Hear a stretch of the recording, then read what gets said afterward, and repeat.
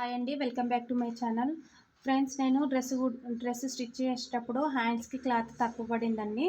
అందుకనే దీన్ని మధ్యలో ఇలా జాయింటింగ్ పెట్టి హ్యాండ్ ఎలా రెడీ చేయాలో అలా స్టిచ్ చేసుకుందామనేసి నేను ఇలా కట్ చేశాను. ఈ ఫ్లవర్స్ పైన చూస్తున్నట్లు ఈ డిజైన్ రావడం వల్ల మనకి హ్యాండ్ ఈ క్లాత్ అనేది కొంచెం ప్రాబ్లం అయిందండి.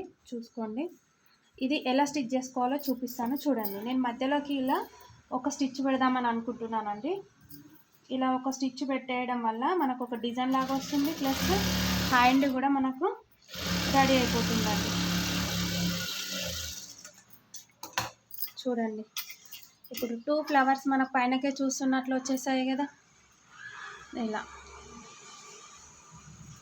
తక్కువ క్లాత్ ఉన్నప్పుడు మనం ఇలా సెట్ చేసుకోవాలండి. సెట్ చేసుకుంటే మనకు సెట్ అయిపోతుంది.